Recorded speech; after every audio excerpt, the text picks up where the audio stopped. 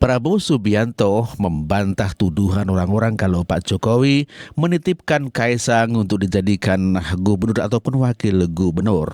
Dan inilah pernyataan Prabowo Subianto yang benar-benar mengatakan tidak pernah Pak Jokowi menitipkan anak-anaknya. Tentang pilkada, sudah pilkada kita serahkanlah kepada junior itulah. Siapapun yang dipilih gak ada masalah. Nggak ada kita, silakan. Kadang-kadang kita sama PAN, kadang-kadang enggak, ya monggo, iya kan? Nggak ada urusan, silahkan. Nggak ada intervensi. Saya jamin, nggak ada itu. Pak Jokowi, saya ketemu berkali-kali, dia tidak pernah nitip, tolong ini jadi ini, nggak ada. Saya jamin tidak ada, saudara-saudara sekalian. Saya harus katakan yang benar-benar dan yang salah-salah, saya pertanggungjawabkan. Pak Jokowi tidak pernah nitip, tidak pernah. Rakyat sudah memberi mandat kepada kita. Kita ajak semua kekuatan kita ajak bekerja sama, saudara-saudara sekalian. Tapi kalau kita ajak terus ada yang nggak mau, kita mau bikin apa, saudara-saudara sekalian? Iya kan? Rakyat minta kita bekerja. Saya katakan dan saya ingin menutup sambutan ini karena saya sudah melihat ada yang resah di belakang itu.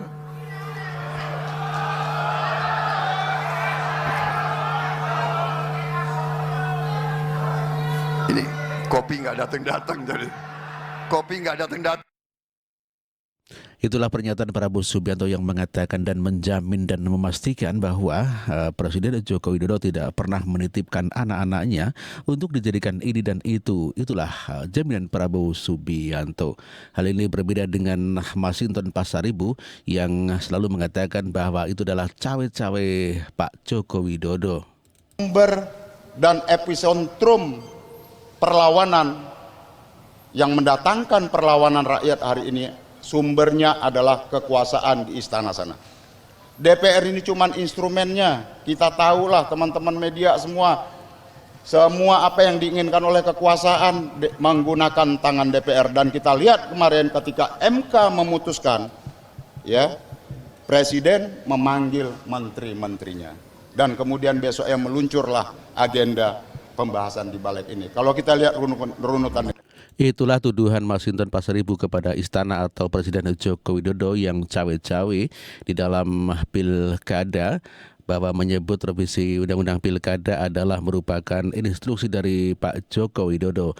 Namun demikian, seperti kita ketahui bersama bahwa Prabowo Subianto membantah pernyataan itu dan meyakini bahwa Pak Jokowi tidak pernah menitipkan Kaisang untuk dijadikan gubernur ataupun juga wakil gubernur.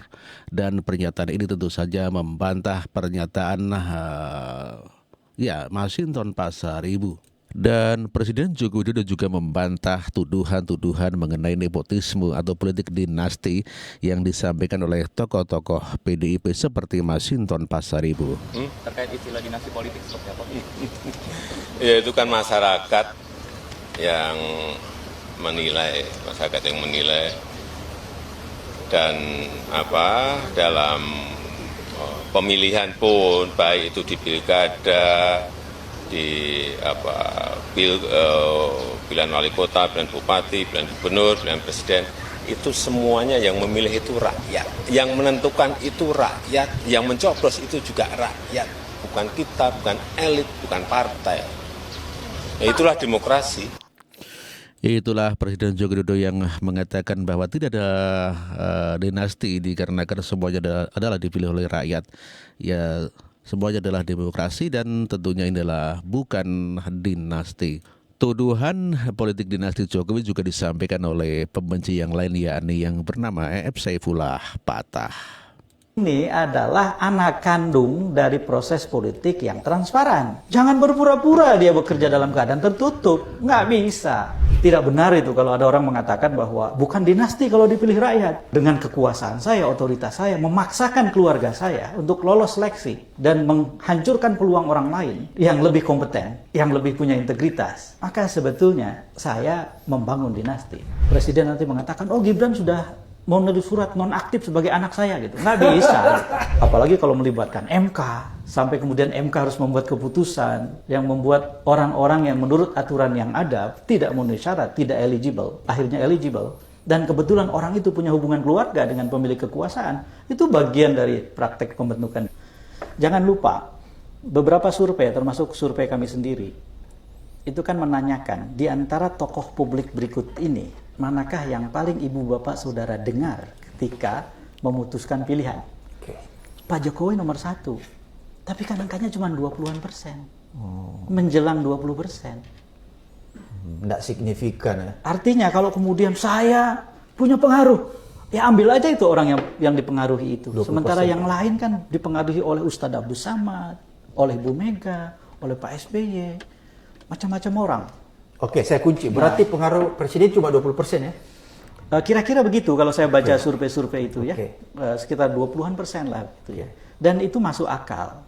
Karena orang harus membedakan berapa orang yang puas, berapa persen yang puas, berapa persen yang mendengar dan menimbang suara pemimpin. Itu dua hal yang berbeda. Bukan berarti 75% atau 80% puas, maka kemudian 80% di tangan yang bersangkutan tidak ada ceritanya. Menurut saya, Pilpres yang sudah berulang-ulang dan pemilihan legislatif yang sudah berulang-ulang memberikan pelajaran kepada rakyat di Indonesia beberapa hal. Dan ini yang tertangkap oleh survei. Yang pertama adalah ternyata mereka boleh dan bisa otonom secara politik. Bagaimana kita menyimpulkan itu? Karena dalam 14 tahun Polmark Indonesia hidup dan mengadakan riset-riset, salah satu kecenderungan yang kami lihat dalam beberapa tahun terakhir adalah semakin banyak orang pemilih yang menjawab diri sendiri. Ketika ditanya, di antara pihak-pihak berikut ini, manakah yang paling besar peranannya mempengaruhi keputusan saudara, termasuk dalam memilih?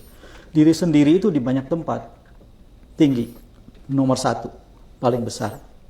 Dan tren itu menaik, bukan stagnan atau turun, nomor 1 itu. Jadi jangan lupa bahwa ternyata di Indonesia sekarang ini sudah terbentuk semacam kesadaran bahwa menjadi pemilih adalah menjadi penentu. Itulah EFC Bola Patah yang menuduh Presiden Joko Widodo tidak punya pengaruh sama sekali, bahkan hanya 20% pengaruhnya. Meskipun survei dikatakan kepuasan Pak Jokowi mencapai 80%. Namun EFC Bola Patah tidak percaya dengan hal itu. Ya, apapun yang disampaikan oleh EFC Bola Patah, Presiden Jokowi adalah merupakan presiden dengan berkinerja yang sangat baik. Ya, itu adalah kenyataan. Ya, meskipun EFC Bola Patah membencinya dikarenakan EF adalah merupakan tim susnya Anies Baswedan yang kalah telak melawan Prabowo Gibran, dan Prabowo Gibran mendapatkan kepercayaan rakyat yang mencapai 58%.